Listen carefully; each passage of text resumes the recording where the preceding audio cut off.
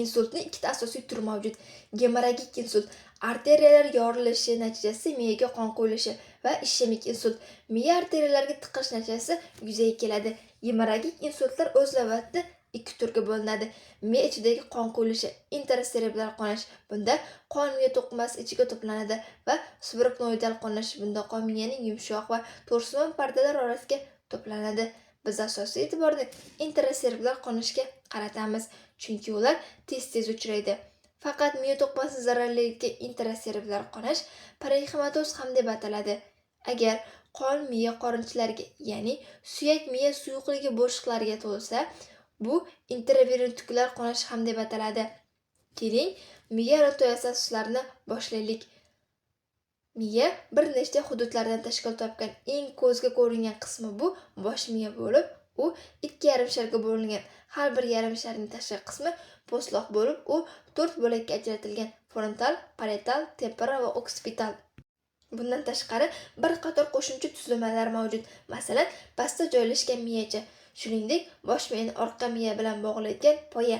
Miyaning o'ng qismi tananing chap tomonidagi muskullar boshqaradi va aksincha. Frontal bo'lak harakatni boshqaradi va qaror qabul qilish uchun mas'uldir. Parietal bo'lak hissiy ma'lumotlarni qayta ishlaydi va tanamizning qayerda ekanligini aniq bilish va fazoda harakat yo'nalishini aniqlash imkonini beradi. Temporal bo'lak eshitish, hid bilish, xotira, shuningdek, yuz va tillarni vizual aniqlashda muhim rol o'ynaydi.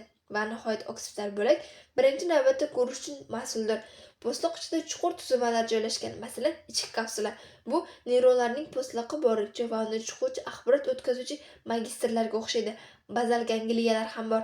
Ular miyacha bilan birgalikda harakatning ravonligi va kognitiv funksiyalarni boshqarishga yordam beradi. Miyacha muvozanat va harakat koordinatsiyasini boshqaradi. Nihoyat, miya poyasi hayotiy muhim rol o'ynaydi, chunki u yurak urish tezligi, qon bosimi, nafas olish va uyg'oqlik holatini boshqaradi. Miya qonni chap o'ng ichki uyqu arteriyalari hamda chap o'ng umurtqa arteriyalari oladi. Ular birlashib bazilar arteriyani hosil qiladi. Ichki uyqu arteriyalari chap o'ng o'rta arteriyalarga o'tadi. Ular frontal, parietal va temporal bo'laklarining yon qismlarini qon bilan ta'minlaydi. Har bir ichki uyqu arteriyasi oldingi miya arteriyalari deb ataladigan shoxchaga beradi. Bu arteriyalar frontal va parietal bo'laklarining metall qismini oziqlantiradi va oldingi bog'lovchi arteriyalar orqali bir-birini bog'lanadi. Ayni paytda umurtqa arteriyalari baziliar, miyacha va miya poyasini qon bilan ta'minlash uchun shoxchalar. Bundan tashqari, baziliar arteriya o'ng va chap orqa arteriyalarga bo'linadi. Ular asosan occipital bo'lakning, temporal bo'lakning bir qismi va talamusni oziqlantiradi. Nihoyat, har bir ichki uyqu arteriyalar orqa bog'lovchi arteriya deb ataladigan shoxchaga beradi. Bundan tashqari, baziliar arteriya o'ng va chap orqa miya arteriyalariga bo'linadi. Ular asosan occipital bo'lakning, temporal bo'lakning bir qismini va talamusni oziqlantiradi.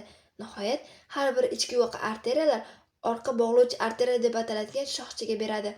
U har ikki tomondan orqa miya arteriyalariga qo'shiladi. Gemorragik insult rivojlanishining bir necha mexanizmlari mavjud. Eng keng tarqalgan gipertoniya yoki yuqori qon bosimi. Gipertoniya tomir devorlarining turli anemiyalarga olib kelishi mumkin. Gipertonik kasallik gialin arteriosklerozga olib kelishi mumkin. Bu yuqori gidrostatik bosim natijasida qon oqsillar qon tomir hujayralari ichidagi interstitsial bo'shliqqa chiqib ketish uchun yuzaga keladi. Vaqt o'tishi bilan bu oqsillar devorlarga to'planib, qon tomirlari qattiqroq va mo'rtroq bo'lib yorilishga moyil bo'ladi. Gipertoniya, shuningdek, mayda arteriyalar devorida mikroanevrizmlar deb ataladigan kichik chiqindilarni keltirib chiqarishi mumkin.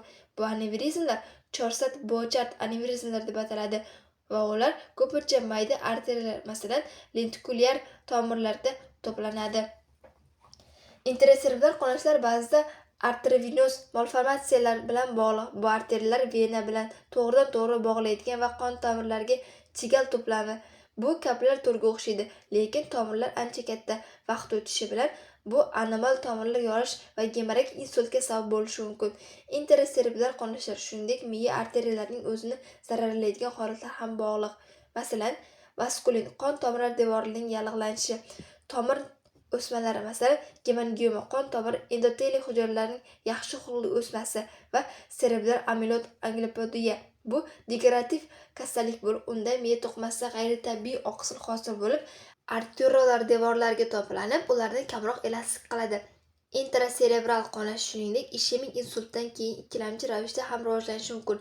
Ishemik insult miyaning bir qismiga qon oqimi to'silib qolish tufayli yuzaga keladi va bir necha soat ichida bu odatda miya to'qimasining o'limiga olib keladi. Ishemiklangan miya to'qimasidagi arteriyalar endoteliyasi o'ladi. Bu shuni anglatadiki, qon oqimi qayta tiklanganda shikastlangan qon tomiri yorish ehtimoli yuqori bo'lib, qonashga sabab bo'ladi. Agar sodir bo'lsa, qon atrofidagi to'qimalarga chiqadi va gemorragik transformatsiya deb ataladi. Sababdan qat'iy nazar, intraserebral qonash sodir bo'lgach, shikastlangan qon tomirlarida qon chiqa boshlaydi va qon tomiri to'lgan bo'shliq hosil bo'ladi. Bu intraktinal bosimni oshiradi va yaqin atrofdagi to'qimalar hamda qon tomirlariga siqadi. Bosh miya ichidagi bosimning oshishi, shuningdek, miya silishiga olib kelishi mumkin. Bu miya bosh suyagi tuzilmalari ostida harakatlanganda sodir bo'ladi.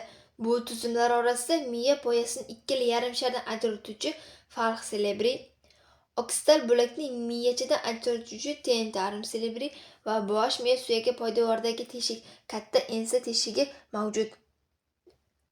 Bu teshikka orqa miya bosh miya bilan tutashadi. Insultning belgilari miyaning qaysi qismi shikastlanishiga bog'liq. Masalan, oldingi yoki o'rta miya arteriyasi insult uyqusizlik va to'satdan mushak kuchsizligiga sabab bo'lishi mumkin.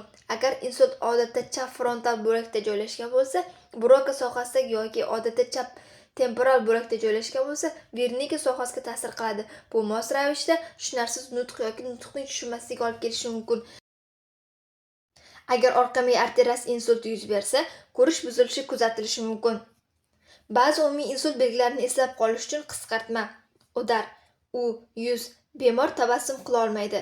Og'iz burchagi pastga tushgan. D. Harakat, bemor ikkala qo'lini ham ko'tara olmaydi. A. Nutq, bemor tushunarsiz gapiradi. R. Tez harakat, bu alomat emas, balki hujayralar shikastlanishini kamaytirish va to'liq tiklanish imkoniyatini oshirish uchun imkon qadar tezroq yordam so'rash kerakligini eslatishdir.